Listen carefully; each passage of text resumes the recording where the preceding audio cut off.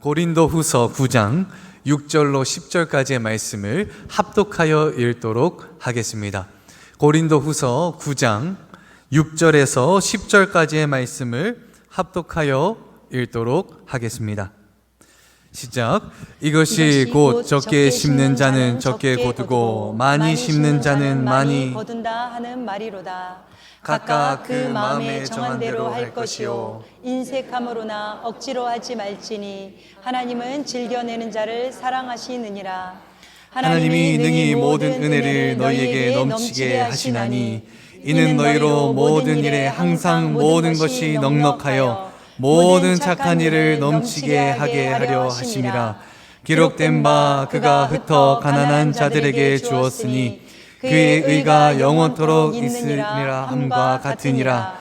심는 자에게 씨와 먹을 양식을 주시는 이가 너희 심을 것을 주사 풍성하게 하시고 너희 의의 열매를 더하게 하시리니.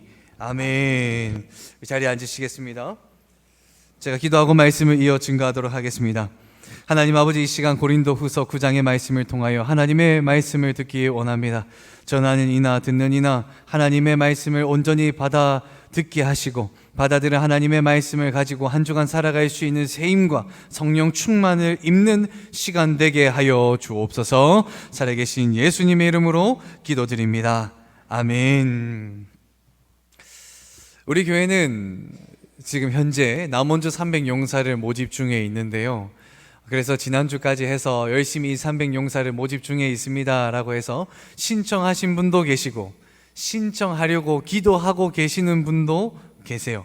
그러면서 지난주는 이 용사가 되기 위해서 우리는 이 하나님이 주신 무언가를 집중하며 읽어야 된다라고 하면서 말씀을 전했는데요. 혹시 지난주 말씀 제목을 기억하는 분 계십니까? 나의 사랑하는 성경책이라고 하면서 지난주 나의 사랑하는 성경책, 이 성경책을 사모하며 읽는 일에 힘써 봅시다 라고 했던 한 주간이었는데 어떻게 지난 한 주간 성경 읽는데 힘쓰셨습니까? 저를 보면서 이렇게 웃으시는 분들이 굉장히 많아요. 그러면 여러분, 이 용사가 되기 위해서 기도하는 일에 힘쓰자라고 했었는데 지난 한 주간 이 기도하는 일에 힘쓰기 위하여 새벽 예배가 필요하다면 새벽 예배 나오고 금요 성령 집회가 필요하다면 금요 성령 집회 나오면서 이 기도하는 일에 힘쓰셨습니까? 아멘 하시는 분도 계시고 여전히 웃고 계시는 분도 계시고. 그럼 마지막으로 여러분, 이 하나님의 용사가 되기 위해서 헌금 생활은 잘 하셨나요? 하나님 앞에 드리는 예물, 오늘 예배 앞으로 나올 때 거룩하게 구별하여 드리셨나요? 이 목회자들이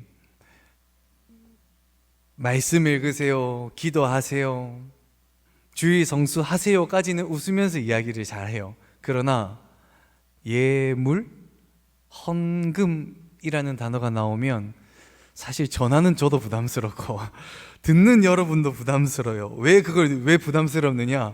여러분의 표정만 봐도 제가 부담스럽습니다. 이 단어가 전하는 이나 듣는 이나 다 부담스러운 단어거든요. 헌금, 예물.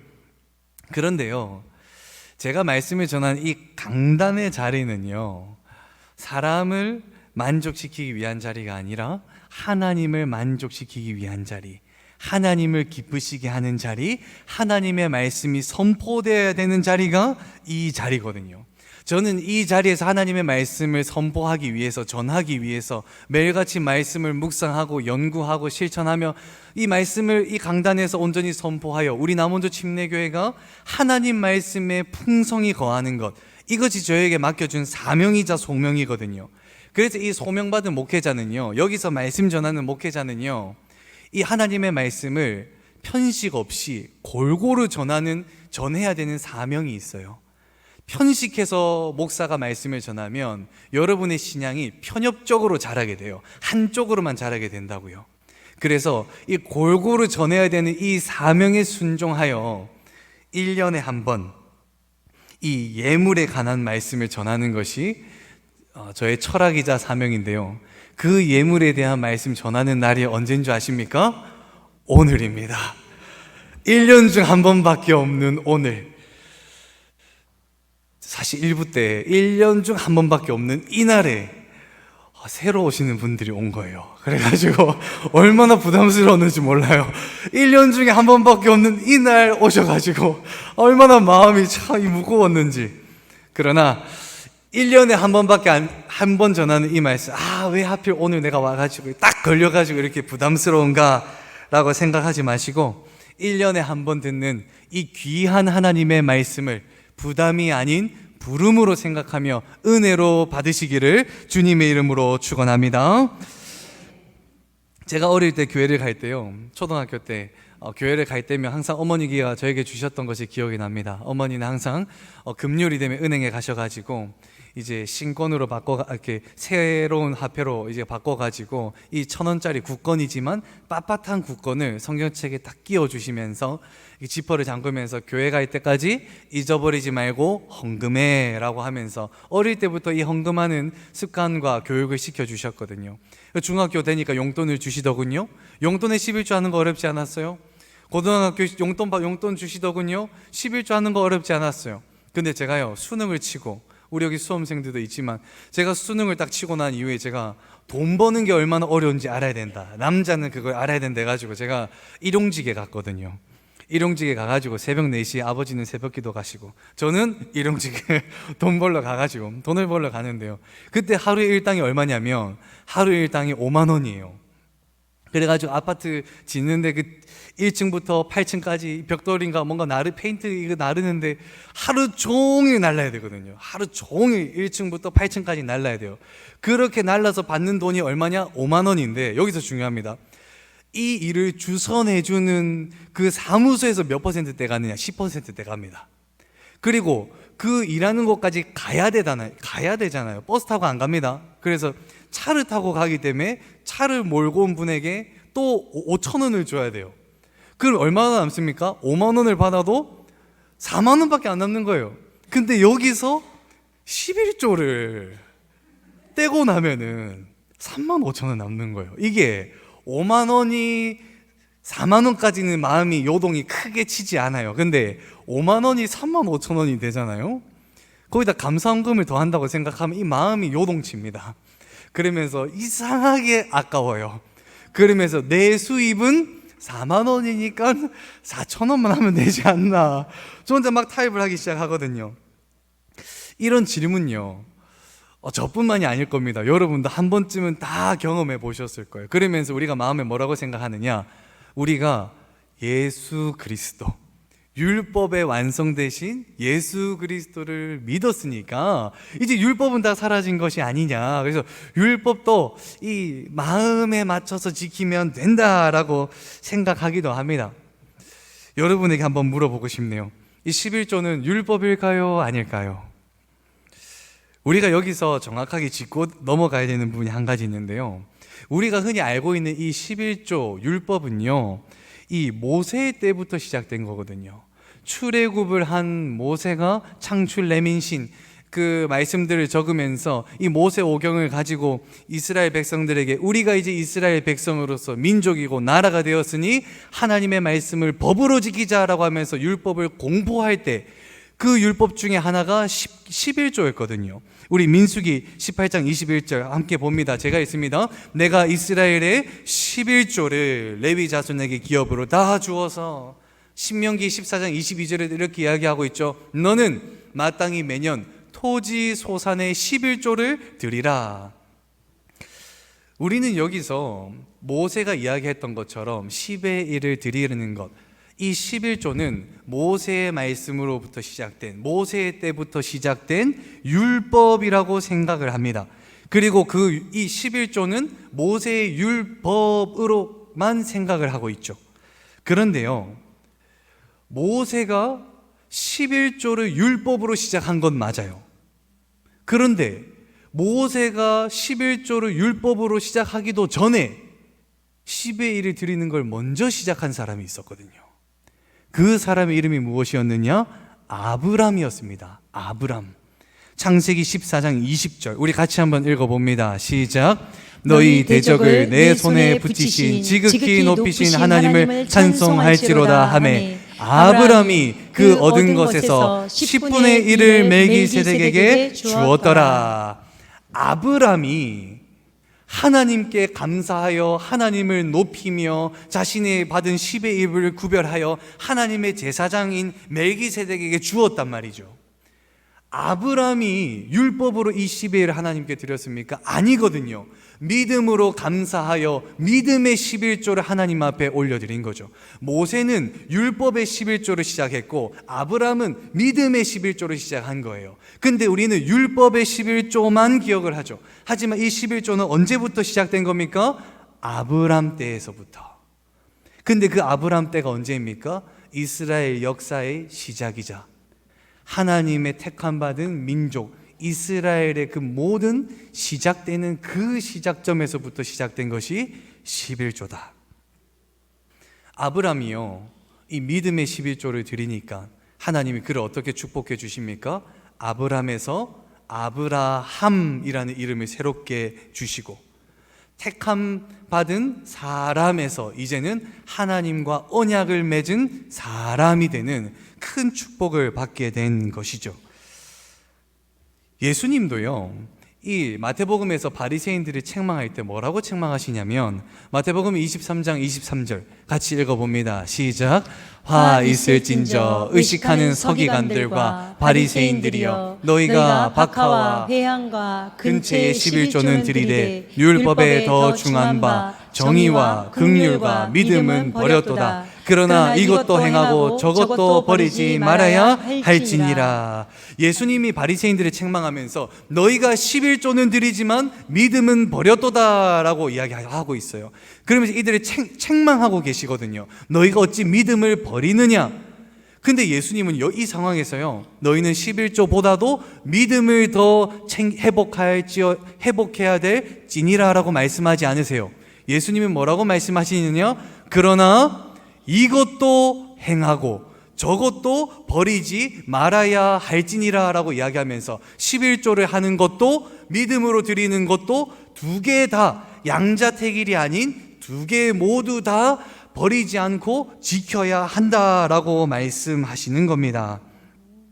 율법에 완성되시는 예수님도요, 이 11조 하라는 것, 10의 1을 주님 앞에 드리는 것, 이것을 하지 말라라고 이야기한 것이 아니에요. 너희의 믿음대로 지키라 라고 말씀하십니다. 그러면서 그 이유가 뭐냐면 첫 번째, 하나님께 심어야 거둡니다. 우리 첫 번째 같이 읽어봅니다. 시작. 하나님께 심어야 거둡니다. 6절 같이 읽어봅니다. 시작. 이것이 곧 적게 심는 자는 적게 거두고 많이 심는 자는 많이 거둔다 하는 말이로다. 이 6절에 보면은 심는 자라는 단어가 나옵니다. 심는 자. 이 심는 자는 씨를 뿌리는 자죠. 이 똑같은 단어가 어디에 나오느냐? 마태복음에도 나옵니다. 마태복음에서 예수님이 제자들을 불러 모으시고 씨 뿌리는 자의 비유를 통해서 말씀하시죠. 그때 이 씨 뿌리는 자의 비유를 통해서 뭐라고 말씀하십니까? 씨 뿌리는 자가 씨를 뿌릴 터인데 길가에 떨어진 씨앗은 새가 날라와서 쪼아먹고 돌에 떨어진 씨앗은 뿌리를 내리지 못하고 죽고 가시덩굴에 떨어진 씨앗은 싹을 제대로 피워보지도 못하고 죽는다. 하지만 어느 땅에 떨어진 씨앗은, 어떠한 특정 땅에 떨어진 씨앗은 30배, 60배, 100배의 열매를 맺는다라고 말하면서 이 땅들의 종류를 이야기하면서 우리의 씨앗은 무슨 땅에 심겨야 된다라고 이야기하는데, 우리 마태복음 13장 8절 같이 읽어봅니다. 시작. 더러는 좋은 땅에 떨어짐에 어떤 것은 100배, 어떤 것은 60배, 어떤 것은 30배의 결실을 하였느니라. 어느 땅에 씨앗이 심겨야 된다라고 이야기합니까? 좋은 땅에, 옥토와도 같은 좋은 땅에 우리의 씨앗을 뿌려라는 거예요. 심으라는 거예요. 씨앗을 뿌리는 자의 사명은 무엇이냐면요, 올바른 땅을 발견하는 것이 씨 뿌리는 자의 사명이고요, 그 옥토와도 같은 땅 위에 자신의 믿음의 씨앗을 올바르게 뿌리는 것이 사명이라는 거예요. 사명. 그럼 우리에게 있는 이 옥토밭은 도대체 어디 있느냐? 우리에게 옥토밭은 도대체 어디 있느냐? 우리에게 믿음 갖게 하신 하나님이 우리의 옥토 되시는 좋은 땅인 줄로 믿습니다. 우리가 이 하나님께 우리의 믿음의 씨앗을 뿌리고 심을 때 하나님이 그 씨앗들을 자라게 함으로 말미암아 30배, 60배, 100배의 결실을 맺도록 도와주신다는 거예요. 하나님은요, 이 하나님의 백성들이 하나님의 복을 받기를 원하시고 이 복을 받아 누리는 삶을 살아가도록 원하고 계세요. 오늘 본문 8절에 보면은 하나님이 능히 모든 은혜를 너희에게 넘치게 하시나니 이는 너희로 모든 일에 항상 모든 것이 넉넉하여 모든 착한 일을 넘치게 하게 하려 하심이라라고 이야기하면서 하나님은요, 이 한 손에는요 하늘의 신령한 복 주머니를 들고 계시고 또 다른 한 손에는 이 땅의 기름진 복 주머니를 들고 계셔서 너희가 나에게 씨앗을 심으면 내가 신령한 복도 부어줄 것이고 내가 이 땅에 기름진 복도 부어줄 터이니 너희는 나에게 너희의 믿음의 씨앗을 심으라 라고 말씀하고 계시는 거예요. 사랑하는 성도 여러분, 하나님께 이 씨앗을 심기를 주님의 이름으로 축원합니다. 상황이 어려워 내가 적게 심으니까 하나님이 나의 이 보잘것없는 것, 이 적은 것을 보고 적게 나를 축복해 주실 거야 라고 생각할 수 있어요. 그런데 그거요, 큰 착각입니다. 오늘 말씀에서 적게 심으면 적게 거둔다고 해도요, 그거는 하나님 기준이에요. 하나님 기준에서 작은 것이고 적은 열매라고 하더라도 그 적은 양이 우리에겐 어느 정도냐? 그 적은 양이 10배고요 그 적은 양이 30배고 60배고 100배가 되는 것입니다. 그래서 우리는요, 하나님께 심어야 되는 줄로 믿습니다. 사랑하는 성도 여러분, 하나님께 심어 30배, 60배, 100배에 되는 하나님의 큰 축복받는 하나님의 자녀들 모두 되기를 주님의 이름으로 축원합니다. 그리고 두 번째, 하나님께 우리가 이걸 심을 때 우리는 씨와 양식을 구별하여 심어야 됩니다. 우리 두 번째 같이 한번 읽어봅니다. 시작. 씨와 양식을 구별해야 합니다. 10절 같이 읽어보겠습니다. 시작. 심는 자에게는 씨와 먹을 양식을 주시는 이가 너희 심을 것을 주사 풍성하게 하시고 너희 의의 열매를 더하게 하시리니. 한 농부가 있었습니다. 이 농부에게는 아내가 있고 6 자녀가 있었어요. 그런데 극심한 가뭄이 되어서 추수한 것이 적어요. 겨울을 나는데 이 추수한 것이 나날이 줄어듭니다. 어느 날 항아리를 봤더니 남은 쌀이 얼마 남지 않은 거예요. 그래서 아내가 그 쌀을 퍼다가 마지막으로 죽을 끓여서 8 식구가 그 죽을 나누어 먹습니다. 그리고 3일, 4일, 일주일이 지나가다 보니 배는 쫄쫄 구리고 있고 자녀들은 다 밥 달라고 난리고, 그래서 아내가 남편에게 다가가서 이야기합니다. 여보, 이러다가는 정말 큰일 날 것 같아요. 우리 먹을 것이 하나 없는데 혹시 창고에 있는 벽시라도 조금 꺼내서 먹으면 안 될까요? 근데 이 남편은 아무 대답을 하지 않고 꽁꽁 얼어있는 밭으로 나아가서 쟁기질을 시작합니다. 그러면서 혹여나 추수할 때 남아있는 고구마 한 덩이, 감자 한 덩이가 남아있지 않을까, 그것만 캘 뿐 아내의 요청에 대해서 아무 대답도 하지 않습니다. 왜 아내가 배를 굶주리고 있는 자녀들을 위해서 벽시 좀 내어달라고 하는데 왜 이 농부는 벽시를 내어주지 않습니까? 이 농부는 알고 있었거든요. 이 벽시는요, 내년에 심어야 될 씨앗이고 이 벽시를 심어야지만 내년에 우리 가족이 다 배불리 먹을 수 있는 희망이기 때문에 이 농부는 그 벽시를 내어주지 않은 거예요. 우리가 읽은 10절에도 보면요, 이렇게 명확하게 구별하고 있죠. 심는 자, 심는 우리에게 씨와 먹을 양식을 주신다. 하나님께서는 우리에게 주실 때요, 단순히 우리가 먹을 것만 주지 않으십니다. 하나님은 우리에게 주실 때 우리가 먹을 양식과 우리가 벽시로 구별해야 될 씨도 함께 주십니다. 그래서 우리로 말미암아 너희가 먹을 양식은 너희가 먹되 다시금 너희가 심어야 되는 이 벽시는 너희가 구별하여 누구에게 심으라? 하나님에게 심으라. 그러면 내가 너에게 나중에 이 벽실을 통하여 많은 양식을 먹을 수 있도록 하리라.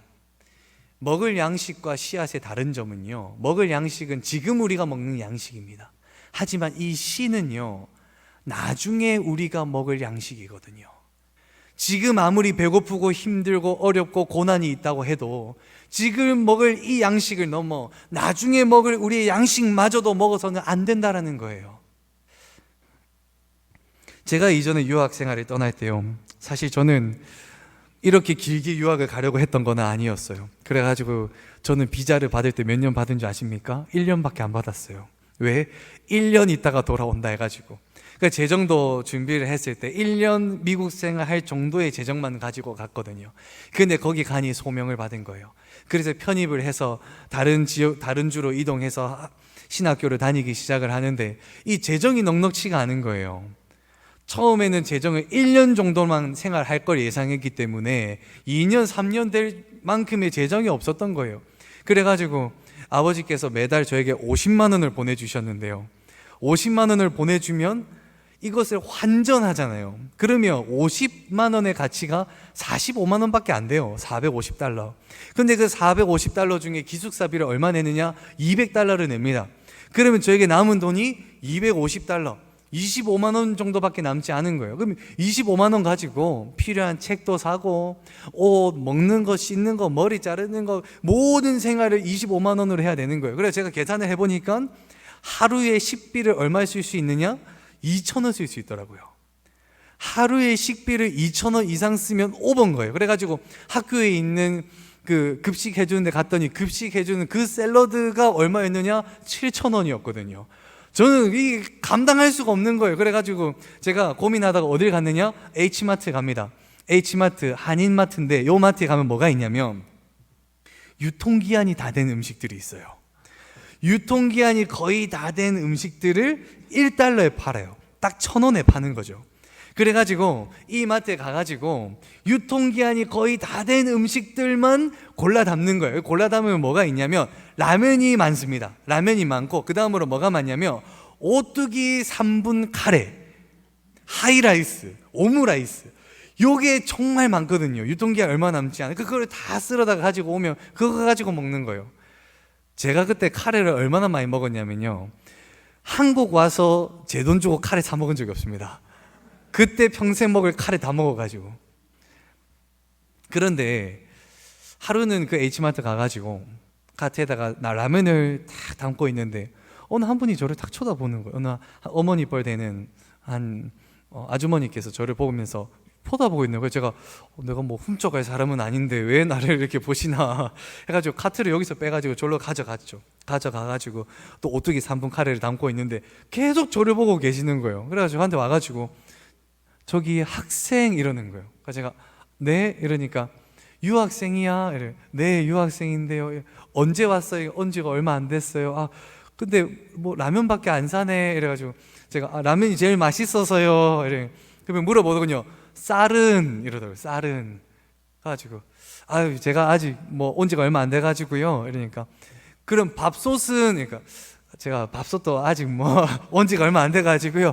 그러면 그릇은 제가 온 지가 얼마 안 돼가지고요. 이분이 그러면 혹시 저한테 그러면 실례가 안 되면 전화번호 좀 알려줄 수 있냐고. 그럼 제가 휴대폰이 없어가지고 이게 좀 어려워요. 그러니까 저한테 그러면 학교가 어디냐고. 그래가지고 어느 학교 다니가. 이분이 그러면 그 학교에 오겠다는 거예요. 그래가지고 이 학교 몇 월 며칠 몇 시에 어디로 가겠다는 거예요. 정문으로. 그래가지고 내가 알겠습니다 해가지고 그날 시간이 딱 돼가지고 거기에 갔죠. 그러니까요 그 아주머니가 처음 보는 사람 전화번호도 몰라요. 그분이요 자기 차를 이렇게 SUV 같은 차를 딱 가지고 와서 트렁크를 쫙 여는데 거기에 뭐가 있었냐면 젓가락, 숟가락, 밥그릇, 국그릇, 쌀, 밥통, 그리고 물 붓는 포트기까지, 그리고 자기 집에서 남는 음식, 반찬들 해가지고 다 가져온 거예요. 그래가지고 아이고 너무너무 감사하다고 저한테 뭐라 했냐면 원하는 거 다 가져가라고. 원하는 거 다 가져가라고. 그래가 제가 너무너무 감사하게 이렇게 다 쓸어 갔거든요. 다 쓸어 가가지고 라면도 제가 뜨거운 물 이렇게 받아 먹었거든요. 이렇게 수돗물에. 근데 이제 포트기 끓여서 물 받아 먹기 시작하고. 너무너무 감사한 거예요. 그리고 가가지고 전화번호도 없고 연락할 기도 없고 뭐 다시 만날 기회도 없죠. 근데 유학생활 하는 동안에 그분이 계속 떠오르더라고요. 참 감사하다. 처음 보는 사람인데 그 사람이 다니는 학교까지 가서 음식을 이렇게 주고 밥솥도 주고 쌀도 주고 한 것이 참 어찌 참 하나님의 은혜다라고 해서 유학을 잘 마무리하고 돌아왔거든요. 유학을 마무리하고 집에 와서 아버지를 만나서 이런저런 이야기를 하던 중에 아버지가 그런 이야기를 하더군요. 유학생활 동안 무사히 잘 마치고 온 거 다 하나님의 은혜다. 너가 유학 가기 전에 하나님 앞에 드렸던 헌금 기억나느냐? 그때 잊혀졌던 기억이 생각이 났습니다. 유학에 가기 전에요, 제가 2년 동안 용돈을 열심히 모아가지고 노트북을 너무 사고 싶었어요. 노트북을 사려고 열심히 모아놨는데 유학을 가기 직전에 한 선교사님이 그러더군요. 북한 선교를 하는데 3만 원이면 북한 사람 한 명이 태양열 mp3로 성경, 찬송, 복음성가 다 들을 수 있다. 3만 원이면 한 영혼 살리는 도구가 될 수 있다. 근데 유학을 가기 전에 열심히 모아놓은 그 노트북 돈을요, 하필 그 설교를 딱 듣는데 너무 마음이 어려운 거예요. 하나님께서요, 그거 헌금해라고 강력하게 저의 마음을 요동치게 만드는데요, 안 하고선 못 베기겠다고. 그래가지고 그 모은 돈 탈탈 털어가지고 하나님 앞에 드리면서, 하나님, 나 빈손으로 갑니다. 나 빈손으로 가니 내 앞길을 책임져 주옵소서. 그 말을 아버지한테 했다는 거예요. 그리고 뒤돌아보니까 1년밖에 없었던 돈이었지만 때마다 시마다 정말 예기치 않도록 장학금을 받게 하시고, 방학 동안에 갈 데가 없어서 어디 가지 할 때 믿음의 집사님을 만나게 해주셔서 한 달 동안 거기서 먹고 잘 수 있도록 처소를 준비해 주셨고, 또 아무도 모르는 텍사스에 갔었을 때는 아무도 모르는 사람을 통해서 저의 길을 인도해 주시고 저의 가는 그 길을 축복해 주셨던 것입니다. 사랑하는 성도 여러분, 인생을 살다 보면은 어려울 때가 많아요. 힘들 때가 많아요. 내가 먹을 양식을 다 먹었는데도 너무나도 힘이 들어서 내 인생의 벽시마저도 먹어야 될 때같이 느껴질 때가 있어요. 그러나 여러분, 그때 여러분 인생의 벽시를 하나님께 심는 여러분 되기를 주님의 이름으로 축원합니다. 하나님께서는 신령한 복주머니를 쥐고 계시고 이 땅에 기름진 복을 쥐고 계시면서, 너희가 너희 인생의 벽시를 나에게 심어라. 너희 인생의 벽시를 나에게 심으면 내가 너 인생 책임져 줄게. 내가 너 인생 책임져 주면서 신령한 복 부어주며 이 땅에 기름진 복 부어주면서 이 땅 가운데 나의 복을 받아 누리는 내 백성 되게 하리라. 그러니 너희 인생의 벽시를 나에게 해달라. 사랑하는 성도 여러분, 우리 인생이 고달프다 할지라도 우리 인생의 벽시를 하나님에게 심어 하나님의 축복의 삶을 살아가는 여러분 되기를 주님의 이름으로 축원합니다. 우리 시간 자리에 일어나셔서 함께 찬양하기 원합니다. 한량 없는 은혜, 나를 붙드시는 하나님의 은혜, 그 은혜를 회복케 하여 주옵소서. 우리 함께 찬양하시겠습니다.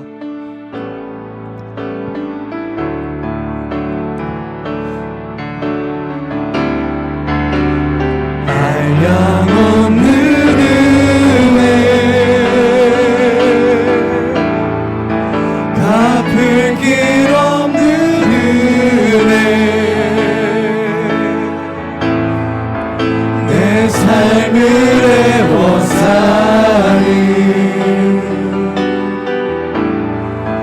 하나님의 은혜,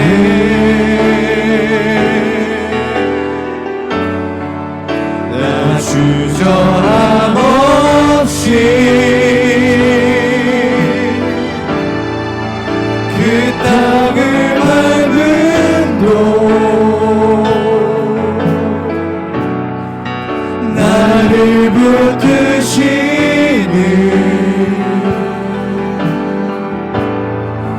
하나님의 은혜, 나를 지으신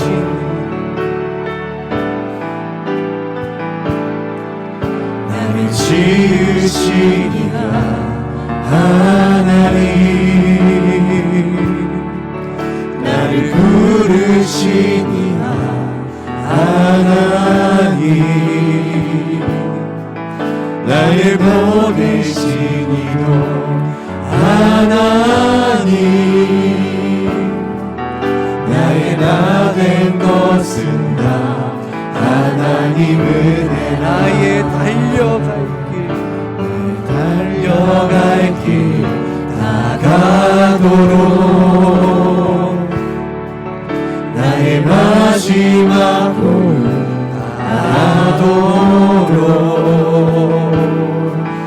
나도 그 십자가 품게 하시니 나의 나 된 것은 다 하나님은 한량없는 은혜 한량없는 은혜 갚을 게 없는 은혜 내 삶을 애워싸니 하나님의 은혜